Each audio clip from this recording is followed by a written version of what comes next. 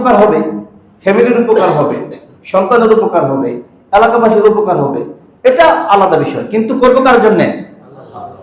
যদি এভাবে প্রতিটা কাজ করতে পারি আমরা, প্রত্যেকটা কাজ, ব্যবসা বাণিজ্য, চাকরি বাকরি, সবকিছু আল্লাহর জন্য, সবকিছু আল্লাহর জন্য যদি আমরা করতে পারি, তাহলেই একজন মানুষ ইমানদার, সে সাকসেস হবে ইনশাআল্লাহ।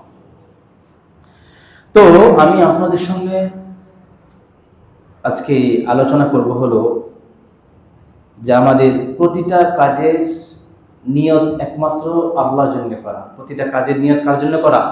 আল্লাহর জন্য। যদি করি তাহলে আমরা সফল কাম হব, তাহলে আমরা পরীক্ষা উত্তীর্ণ হব, তাহলে আমাদের পরকাল সফলতা আসবে।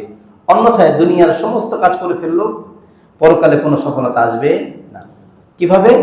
রাসূলুল্লাহ সাল্লাল্লাহু আলাইহি ওয়াসাল্লাম বলেছেন যে ইব্রাহিম আলাইহিস সালামকে আল্লাহ তাআলা পরীক্ষা করেছেন, অনেক বেশি পরীক্ষা করেছেন।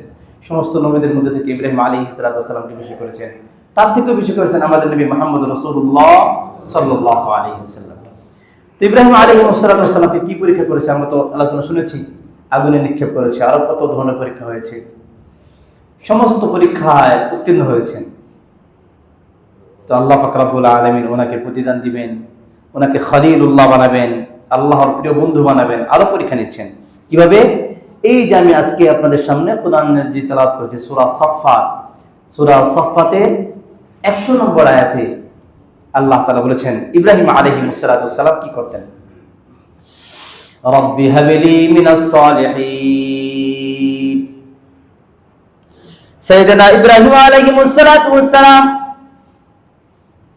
জীবন শেষ অবস্থায় চলে যায়, এমন অবস্থায় মালিকের সঙ্গে দোয়া করে রব্বি হাবিলি মিনাস সালিহিন, হে আমার প্রতিপালক, হে আমার রব, আমাকে একটা নেককার সন্তান দান করো। কি সন্তান? সবাই বলেন কেমন সন্তান? নেককার সন্তান বলে আল্লাহর কাছে দোয়া করতে হবে। আমরা যখনই দোয়া করি রব্বানা হাব লানা মিন আজওয়াজিনা ওয়া যুররিয়াতিনা কুররাতা আয়ুনিন ওয়াজআলনা লিল মুত্তাকিনা ইমামা। দোয়া করি কি করি না?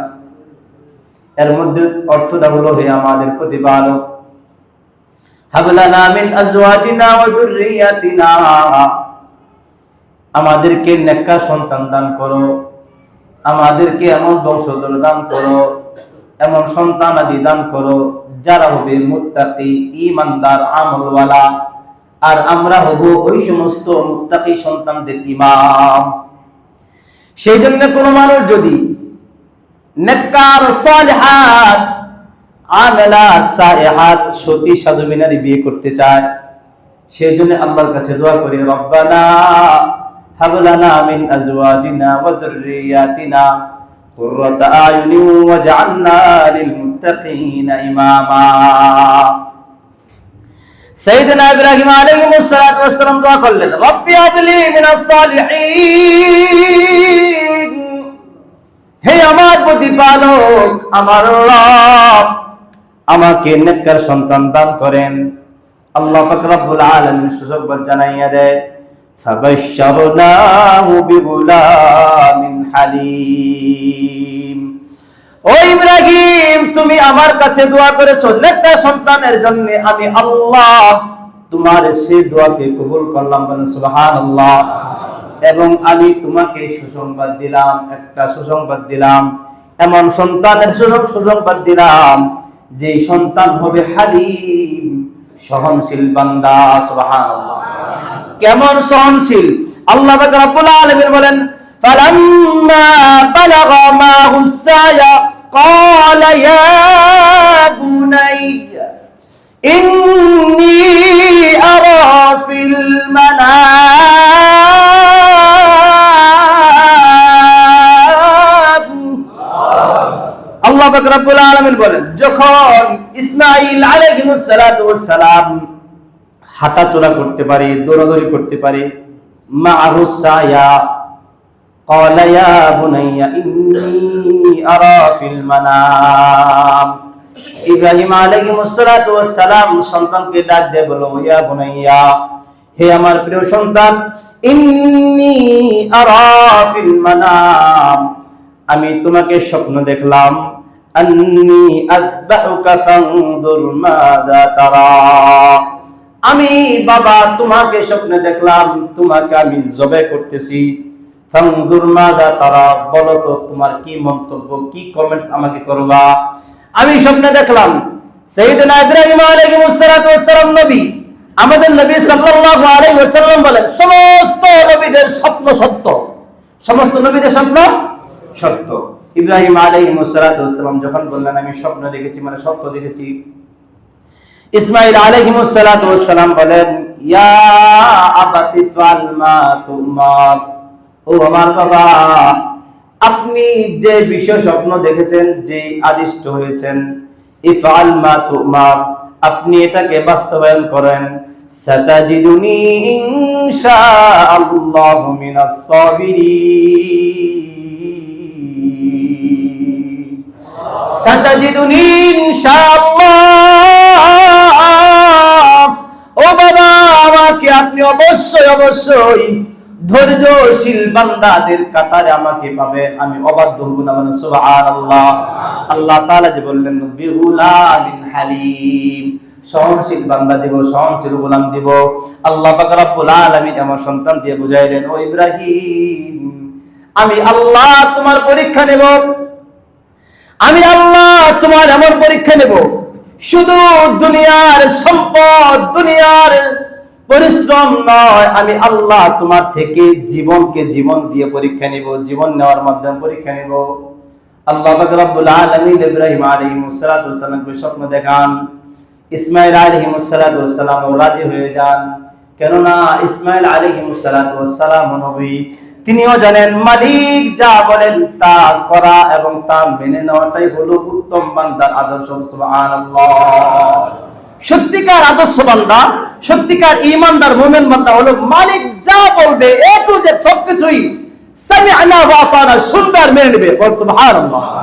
এটা হলো ঈমানদারের পরিচয়, একজন সত্যিকার ঈমানদারের পরিচয়।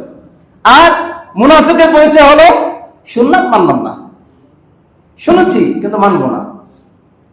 নবী সাল্লাল্লাহু আলাইহি ওয়াসাল্লামের দরবারে মুনাফিক যাইতো, মুনাফিক গিয়ে বলতো ইযা জাআকাল মুনাফিকুনা ক্বালু নাশহাদু ইন্নাকা লারাসূলুল্লাহ, মুনাফিক গিয়ে নবীজিকে বলতো ইয়া রাসূলুল্লাহ, আমরা সাক্ষ্য দিচ্ছি আপনি আল্লাহর রাসূল। কারা বলতো? মুনাফিক গিয়ে বলতো, মুখে মুখে বলতো, অন্তরে না বলতো, বুঝাইতো আপনাকে আমরা পছন্দ করি, আপনাকে আমি নবী স্বীকার করেছি। আল্লাহ তাআলা কি মুনাফিকদের খবর জানেন কি জানেন না? জানে না? তারা গিয়ে নবীজি সাল্লাল্লাহু আলাইহি ওয়াসাল্লামের কাছে বলেছে ইযা জাআকাল মুনাফিকুনা ক্বালু নাশহাদু ইন্নাকা লারাসূলুল্লাহ, আমরা সাক্ষ্য দিচ্ছি আপনি আল্লাহর রাসূল। আল্লাহ তাআলা বলেছেন ওয়াল্লাহু ইয়ালামু ইন্নাকা লারাসূলু, ও নবী তুমি আল্লাহর রাসূল, আল্লাহ তাআলা ভালো জানেন, ঠিক কিনা বলেন? ওয়াল্লাহু ইয়াশহাদু ইন্নাল মুনাফিকিনা লাকাযিবুন, আল্লাহ তাআলা সাক্ষী দেয় ও নবী মুহাম্মদ, তোমাকে যারা গিয়ে বলেছে আপনাকে তারা স্বীকার করে আপনার সাক্ষ্য দিচ্ছে আপনি আল্লাহর রাসূল। যারা এই কথাটা গিয়ে বলল, আমি আল্লাহ সাক্ষ্য দিচ্ছি তারা সত্যিকার ঈমানদার না, তারা হলো মুনাফিক। তারা কি? মুনাফিক মানে মুখে এক কথা অন্তরে আরেক কথা, ঠিক কিনা? এমন মানুষ আমাদের সমাজে নাই, আগে ছিল, এখন নাই, আগে ছিল। রাসূলুল্লাহ সাল্লাল্লাহু আলাইহি ওয়াসাল্লাম বলেন আয়াতুল মুনাফিকি সালাস, ইযা হাদ্দাথা কাযিবা ওয়া ইযা ওয়া'দা আখলাফা ওয়া ইযা তুমিনা খানা। মুনাফিক হলো ওই ব্যক্তি যার ভিতরে দেখবেন যখন কথা বলে মিথ্যা কথা বলে, এই ব্যক্তির ভিতরে মুনাফিকের আলামত আছে। যখন ওয়াদা দেয় তখন ওয়াদার খেলাফ করে, বুঝবেন এই ব্যক্তির ভিতরে মুনাফিকের আলামত আছে। যদি সেই ব্যক্তির কাছে কোনো জিনিস আমানত রাখা হয়, সে আমানতের খেয়ানত করে, মনে করবেন এই ব্যক্তির মধ্যে মুনাফিকের আলামত আছে। সেই জন্য কোনো মানুষের মধ্যে যদি তিনটা গুণ, এই তিনটা বদ অভ্যাস থাকে, সেই ব্যক্তি মুনাফিক।